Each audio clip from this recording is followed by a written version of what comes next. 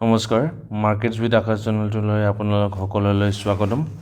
আহকচোন চাওঁ আজি মাৰ্কেট আজি আমাৰ মাৰ্কেট কিমানত ওপেন হৈছিলে 25406.55 যোৱাকালি ক্লোজ কিমান হৈছিলে 25454 মানে যোৱাকালিতকৈ আজি তলতে ওপেন হৈছিলে এইটো যোৱাকালিৰ ক্লোজিং পইণ্টটো আৰু আজি ওপেন কিমানত হৈছিলে 25406.55 আৰু ওপেন হৈ যোৱাকালিৰ ক্লোজিংটো টেষ্ট কৰি আকৌ তললৈ নামি আকৌ আজি ষ্টেটিক এটা ওপৰৰ ফালে আপ ট্ৰেণ্ডত দেখা পোৱা গৈছে আজি মাৰ্কেট হাই কিমান গৈছিল 25663.55 লো কিমান 25379 এই পইণ্টটোৱে লোৱেষ্ট পইণ্ট আজি আৰু ক্লোজ কিমানত কৰিলে 25571.25 মানে যোৱাকালিতকৈ কিমান পইণ্টছ 116.90 পইণ্টছ অথবা 0.46% পজিটিভ যদি আজি টেকনিকেল চাৰ্টখন চাব যায় আপুনি টেকনিকেল চাৰ্টত দেখিব ভলিউমখিনিও আছে এইখিনি কি বুলি কয় ভলিউম এই যে কেণ্ডেলছবোৰ দেখিছে এইবোৰ কেণ্ডেলছক ভলিউম বুলি কয় আৰু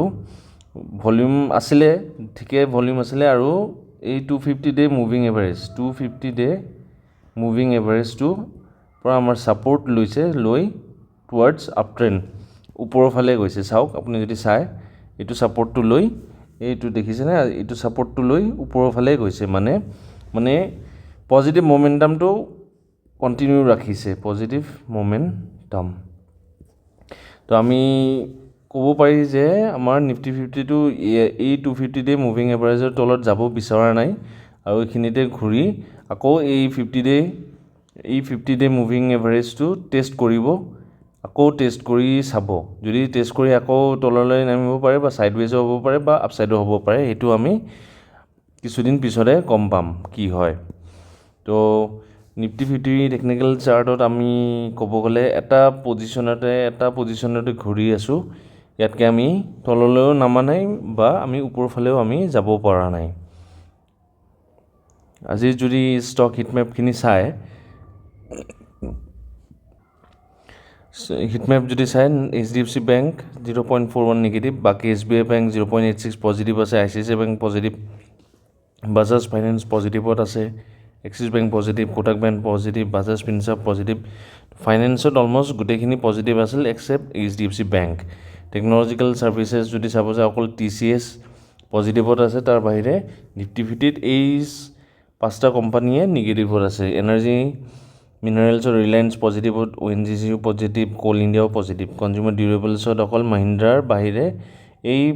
6খন কোম্পানীয়ে পজিটিভত আছিল নন এনাৰ্জি মিনাৰেলছ 5টা কোম্পানী 4টা কোম্পানী পজিটিভ এটা নিগেটিভ এই আদিত্য বিৰলা কোম্পানীটো নিগেটিভ হৈ আছে কনজিউমাৰ নন ডিউৰেবলছত Hindustan Unilever ITC Nestle India চব পজিটিভ খালি টাটা কনজিউমাৰটো নিগেটিভত আছিলে ইউটিলিটিছত দুটাই positive health technology positive almost communication Bharti Airtel 0.56% নিগেটিভত আছিল বাকী ইণ্ডাষ্ট্ৰিয়েল ছাৰ্ভিচ L&T পজিটিভ ধুনীয়া এটা পজিটিভত আছে 2.34% L&T কোম্পানী জানে আপোনালোকে তাৰপিছত ইলেক্ট্ৰনিক টেকন'লজিটো পজিটিভ এটা আছিল তো তেনেকৈ আমি ক'ব গ'লে অভাৰঅল 80% আমি চব পজিটিভত থকা বুলি ক'ব পাৰি নিফটি 50ত আহকচোন চাওঁ নিফটি 500ৰ যদি হিটমেপ চাব যায় তো অভাৰঅল প্ৰডাক্ট মেনুফেকচাৰিং ছেকশ্যনটো আমাৰ পজিটিভ আছিল টেকন'লজিকেল ছাৰ্ভিচেছ এইটো লাষ্ট 3-4 মান্থছৰ পৰা আমাৰ নিগেটিভতে চলি আছে because we do not invest in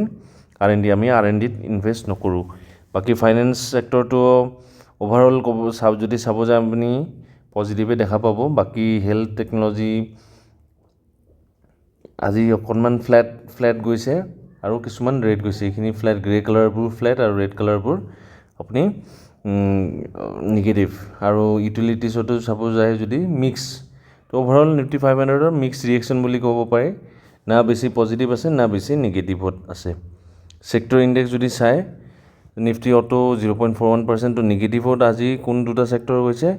এই নিফটি IT নিগেটিভত আছে মাইনাছ অলমষ্ট 1% নিগেটিভত নিফটি মিডিয়া মাইনাছ 0.28ত নিগেটিভত আছে নিফটি স্মল কেপ এইটো IT sector mid cap sector আমাৰ ছেক্টৰ কিছুমান থাকে মিড কেপ থাকে স্মল কেপ থাকে আৰু লাৰ্জ কেপ থাকে কি থাকে লিখি দিছোঁ লাৰ্জ কেপ কেপ মানে কেপিটেল মিড কেপ মানে এইটো অকণমান সৰু কোম্পানীজবোৰ আৰু তাতকৈ সৰু বুলি ক'ব গ'লে স্মল কেপ ভালকৈ মই এদিন বেলেগ এটা ক্লাছত মই এইখিনিৰ মাৰ্কেট কেপিটেল কিমান হ'ব লাগে এই কেটাগৰীত আহিবলৈ সেইটো মই বেলেগ দিন ভালকৈ বুজাই দিম তাৰপিছত আজিৰ এডভান্স ডিক্লাইন যদি চাব যাওঁ এডভান্সত 1520 কোম্পানীজ এডভান্সত আছিল ডিক্লাইনত কিমান আছিল 1621 তো অভাৰঅল মানে 50-50 ক'ব পাৰি আৰু আনচেঞ্জ 107 তো ঠিক ঠাকে পাৰফৰ্মেঞ্চ ক'ব পাৰি আৰু FII DII ডাটা যদি চাব যায় আজি কিমান কৰিছে cash market capital market segment cash মাৰ্কেটত DII 13,176.09ত বাই কৰিছে আৰু সেল ভ্যালু কিমান 10,696.1 তো ওভাৰঅল নেট ভ্যালু ওভাৰঅল কিমানৰ বাই কৰিছে আজি DII 2479.99 মানে এপ্ৰক্স 2480 মানৰ 80 CR ইমানখিনি বাই কৰিছে এপ্ৰক্স FII 976.14 crore বাই কৰিছে সেল কিমান কৰিছে 10,323 তো ওভাৰঅল এপ্ৰক্স 950 crore মানৰ সেল কৰিছে তো ওভাৰঅল আমি এই দুটা মিলাই কিমান ক'ব পাৰি আজি 2000 crore বাইং হৈছে আমাৰ ষ্টক মাৰ্কেটত অকল FII আৰু DII ডাটা আমি ৰিটেইল সেকশনৰ ডাটাখিনি আমি ক'ব নোৱাৰোঁ ৰিটেইল মানে আমাৰ আম জনতাই কিমানখিনি কিনিছে কিমানখিনি বেচিছে সেইটো আমি ডাটা কেতিয়াও ওলাব নোৱাৰি কিন্তু DII আৰু FII ডাটাটো আমাক NSE নেশ্যনেল ষ্টক এক্সচেঞ্জে আমাক প্ৰভাইড কৰে তো আমি সেই ডাটাটো আজি 20 তাৰিখ যদি চাব যায় তো ওভাৰঅল এপ্ৰক্স 2000 crore মানৰ আজি বাইং হৈছে তো সেইকাৰণে এটা ভাল এটা ধুনীয়া এটা পজিটিভ মোমেন্টামো আমি চাব পাৰিছোঁ নিফটি 50ত তো আজিলৈ ইমানেই থাকিল আশা কৰোঁ আপোনালোক সকলোৱে বুজি পাইছে আপোনালোকে ভিডিঅ'টো চাই যদি ভাল পায় কাইণ্ডলি কমেণ্ট এটা কৰিব আৰু নিজৰ লগৰ বন্ধু বান্ধৱীক যাৰ মানে ইণ্টাৰেষ্ট আছে শ্বেয়াৰ মাৰ্কেটৰ প্ৰতি তেখেতসকলক শ্বেয়াৰ কৰিব তো আজিলৈ ইমানেই থাকিল ধন্যবাদ